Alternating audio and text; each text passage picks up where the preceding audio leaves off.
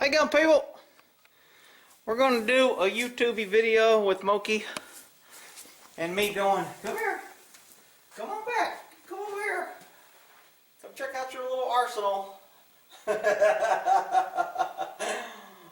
going to do a little YouTube video on lowers with Moki Cat and his AR Moki Cat. I know. So, I got a lot of questions on the ATF and how they're explaining in their little letters. I was going to do this outside, but it was kind of sunny out, and now it's kind of getting cloudy and the wind's picking up, so I had to do it in the garage. Plus, I have more light. I forgot to turn on this light. So, let's talk about some of the rules and some of the ways that the federal government is trying to trick and manipulate gun owners into getting caught up in minutia and crazy rules and regulations that really weren't passed by Congress, but I mean they're still charging people. So let's take a look at these three pieces of equipment here. We have a lower receiver, which is, it's got a pistol grip. I can take the pistol grip off and you can buy this. This is the serial numbered item of your gun. Nothing else on the gun has a serial except the frame or the lower on an AR. The top part, the upper, does not have a serial number. So this is the controlled part by the ATF. This is what you have to fill out paperwork to buy. I fill out paperwork to buy this, or to buy this, because they all have a serial number on the frame. So, when I did that pistol review where I had this expandable brace, this is a brace, it's not a stock. It's designed to be a brace because it splits and I can put it around my arm and it has Velcro. So it's a brace, so it's allowed to be on a pistol. Now I took my pistol upper off this gun for this demonstration. But I can put this pistol upper back on this gun. And you've seen in my other videos, it's my little 10.5-inch AR. And basically it's a short-barreled rifle. In my opinion, according to ATF, it's not because it has a brace instead of a stock. This has no stock. Doesn't have a pistol stock, doesn't have a pistol brace, or a rifle stock. It is just a lower. This was the same as this before I added this. So, the question that a lot of people have out there, and the difference between these two, is this is an expandable stock, this is a brace. Now, this is all stupid. People will be like, what's the difference? There's not a lot of damn difference. It's stupid rules and regulations that the government bureaucrats want to stop people from owning guns, so they make it so difficult that they can charge everybody and make everybody a damn felon. So, this is an expandable stock. This is an expandable brace. What's the difference? One's a stock and it's designed to be held against the shoulder. One is a brace and it's designed to be used to brace a pistol. Now, this is a rifled barrel because 16 inches. Actually, the barrel is less than 16 inches. This flash suppressor is 5 or 6 inches. For you guys who are lying to your women, we'll call it 10 inches. But this flash suppressor here is permanently attached to the barrel, so it becomes part of the barrel. If I take this off, this barrel is illegal because it's under 16 inches.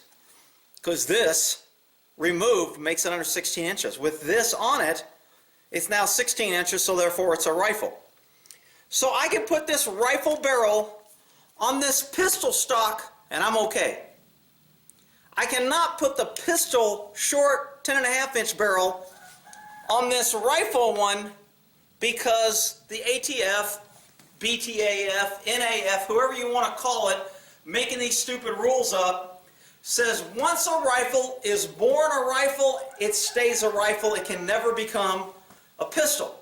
However, if a pistol receiver wants to become a rifle, it can at any time. And I can put this rifle on here, shoot it, I can take it off, and it can come back as a pistol because it was born as a pistol. And I say born is because the way they classify these is kind of funny. So let's try to look at the way this is classified. this receiver, lower, whatever you want to call it, the serial numbered item, because I have a pistol on it, and it was born a pistol. This used to be this. This right here never had a rifle stock, never was made to a rifle.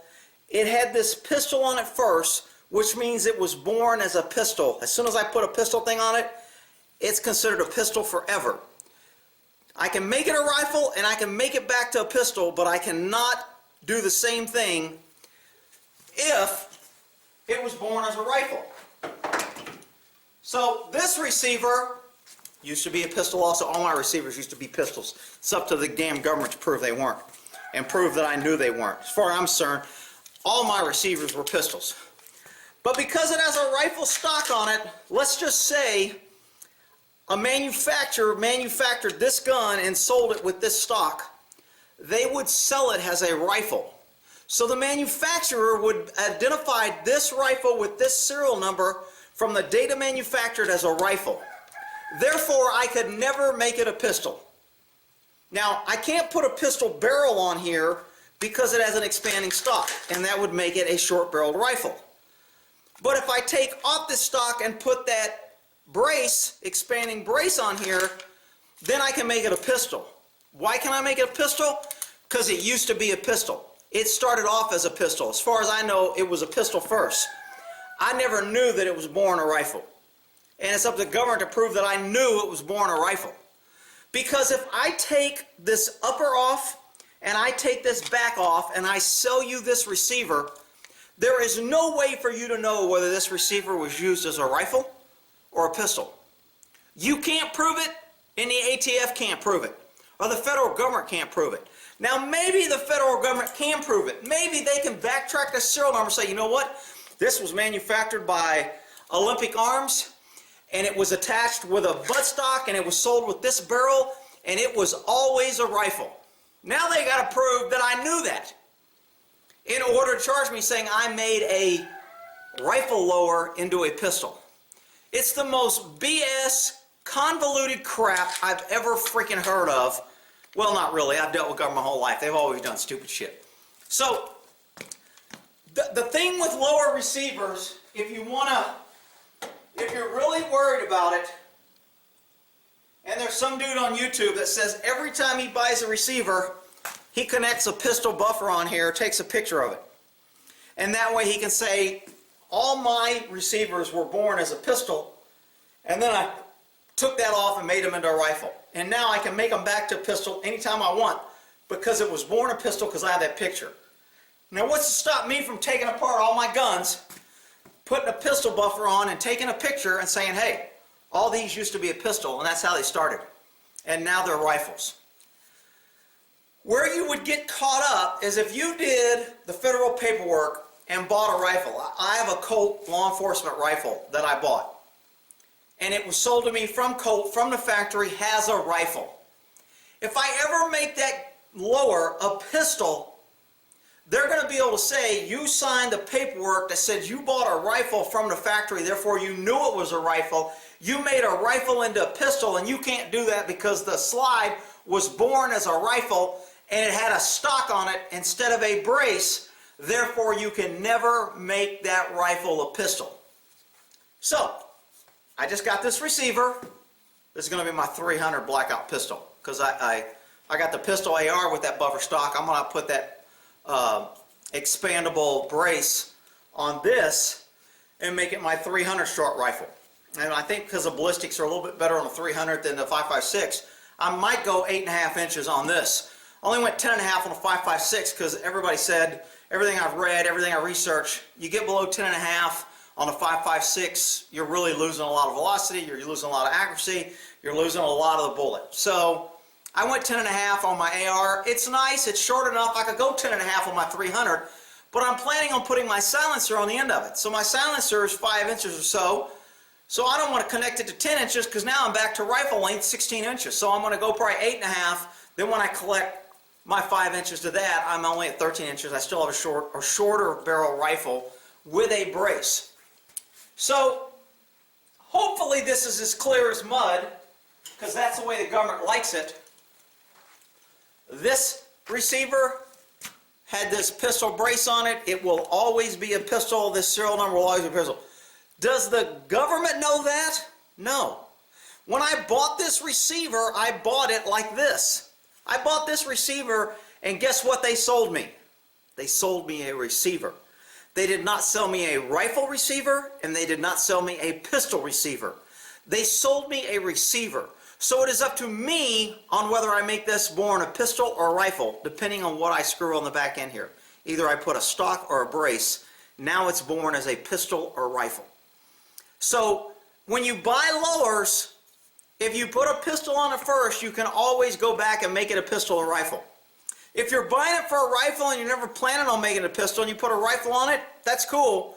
But if you ever want to get a short and make it a pistol, you've kind of screwed yourself because you made it born a rifle if you registered it. But even if you don't register it, let's say like me, I do videos. If I got a video of a gun that I'm using as a rifle right now and that I end up buying as a rifle and I make it into a pistol, either intentionally or unintentionally, the ATF could, the government with their freaking ingenious abilities to find out crap on their own without stumbling into it, if for some reason they found out that, and the reason why they find out is when they want you.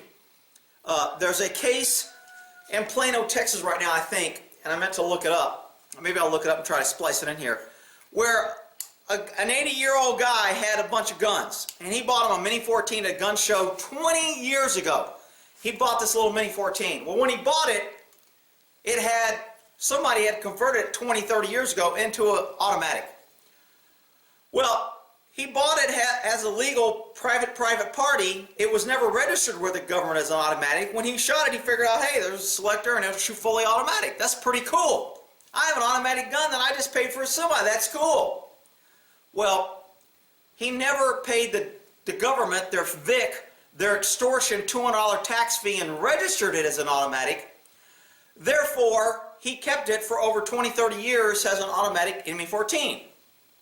Well, gee, Rick, how would the government find out 30 years? I'll tell you how. His freaking wife died, and the heirs, the greedy freaking family, kids, and everyone else wanted the man to sell all his shit so they could get more money. When he said no, one of those dirty, rotten piece of shit, liberal, left-wing pieces of crap turned his ass in as having an automatic weapon. And now, I was just told a story, I haven't read it yet, but supposedly the ATF came in because they got a report, hey, he knows he's got an automatic, he didn't do it, he's unlawful. The feds love cases like that. They love snitches because they don't have to do any work. It's handed to them. So now they have an informant that tells them this guy has an automatic weapon. They go to his house, they ask to see the weapon, he shows it to them, it's fully automatic. They go, guess what? You're under arrest, you're facing 15 years in federal prison, you're now going to be a convicted felon, you're going to lose the right to own any guns, all because your kids, your loving kids, said they wanted more money. And now they turned you in. And now he'll know who turned him in because if the case goes to trial, they're going to have to say, how did you get your information? How did you make them reliable? I mean, they can be a confidential informant in the search warrant, the affidavit, and all that. We can keep your identity quiet, but when it goes to court, you're going to get up on a stand and say what you told the cops. So he's going to know who turned him in, but it doesn't matter. He's going to be facing felony charges, 80 years old. His last years of his life are going to be filled with stress and the government trying to take all his shit. So that's how the government will know. If you do something, you tell somebody, you give somebody information they can use against you, that's how they will know.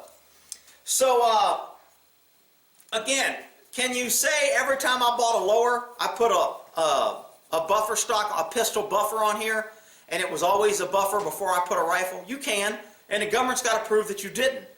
Now, if you run around and tell people that you did that, and you knew it wasn't, and you knew it was a rifle, and you switched it, now you've kind of hung yourself. And that's why I say you don't talk to cops, you don't talk to feds. Because every time you talk to them, you end up digging your hole deeper. Most of you aren't sophisticated enough to protect yourself against the government. Cops usually think they are, and cops usually end up talking. I don't need a lawyer, I know what the hell I'm doing, I'll talk to you, shit, I can beat the law. And they end up going to jail. But normally, there's not an attorney alive that will tell you it's probably in your best interest to go ahead and cooperate with the cops and give them a statement. No attorney's going to say that. They're a freaking idiot if they do. But I digress. We could talk all day on idiot attorneys. So, pistol, because it's got this. Receiver, not a pistol or a rifle. I get to decide what it is. If I bought this rifle from a manufacturer and they manufactured that gun has a rifle, and I bought it from them has a rifle, and I ever make that a pistol and put a buffer on it and turn that into a pistol, now I've committed a crime. I've made a rifle into a pistol, and because the government in their infinite wisdom and thinking up 1,000 ways to get people in jail and to make if you make everybody a criminal, government has a lot of power over you. They can get you to do all kind of things. Otherwise, they send you to jail. But Rick, the liberals tell us that if we hug each other and we say good thoughts, everything will be. Yeah, it's because you're a freaking idiot. So, buffer our lower receivers. It's a big can of worms. A lot of people get confused. Some people will say, you know what? Just buy it from the manufacturer, then you know. If you buy from the manufacturer, well, yeah, but then you pay a lot of money, and sometimes building it's cheaper, especially if you buy it and you plan on upgrading it. If you buy it in pieces and you're upgrading it, it's cheaper. If you're buying it in pieces to keep it stock, then it's cheaper to buy the gun already together. I don't know of any company that's selling these buffers on their pistols, a full pistol yet. I know plenty of companies that sell pistol uppers, and you can buy just receivers. This receiver actually came with a pistol grip, but you can buy just a receiver with nothing and then put the parts in yourself and then make it a pistol or a rifle. So hopefully I cleared it up. I'm sure people in the comments will give other opinions on whether they think I got this wrong or not, but it always comes down to it's not what you know, it's what you can prove. So, and the biggest thing for proof in court in front of a jury is admission. When you get a statement from somebody and they admit or they lie or you catch them changing their story, that holds the most weight with juries. Don't ask me why, it just does. And, you know, the government gets caught lying every freaking day in every news article in every place in the world, and yet people still trust government. But for some reason, if you're on a jury and you get caught lying, man, that's going to sell you down the road, which is why it's better not to make a statement to the government. Anyway, hopefully I cleared that up on receivers. What's a pistol? What's a rifle? What makes it a pistol? What makes it a rifle? What's a receiver when it's not a pistol? Remember, this is not a pistol or a rifle until I attach something to the back. When a person sold me that, they logged it in their books as a lower receiver. They did not log it in as a pistol, and they did not log it in as a rifle. If an FFL logs that rifle into something, they're going to say it's logged in as a rifle, and they're going to put the serial number. Does that mean it was born as a rifle? I don't know. You got to prove it. If I take that rifle apart and sell that receiver to somebody, they have no way of knowing whether it was born a rifle or a pistol. So if they have no way of knowing, how is the government going to prove that they made a rifle receiver into a pistol? They have to prove you knew. Okay? Ignorance of the law is no excuse what they say, but you know what? The government's ignorant of its own laws because they have so many. And it takes lawyers 3 weeks to figure it out. So I'm just throwing more mud into the wire. Another question that came up in that other video was a letter from the ATF or BTAF or NFA or whatever doesn't hold any weight because it's just a letter. In court, there's such thing as subject matter experts. And when somebody is labeled as a subject matter expert, their opinion carries more weight than anybody else. So they get up there and give an opinion, justify their opinion, and give you all the reasons why they base their opinion. And most jurors are like, damn, that sounds pretty good. I don't know half of what he said, but it sounds like he knows what he's talking about. I'll believe him. Versus where you get up there and go, well, you know, I saw a YouTube video and there was this guy called Ass that makes videos, and he said he watched over 10,000 videos. So I thought he knew what he was talking about when he told me. Well, you're a freaking idiot, and you're going to get slammed and you're going to go to prison. But I digress. That's pistol receivers and lowers and uppers, and hopefully you got some out of it. We'll end that there.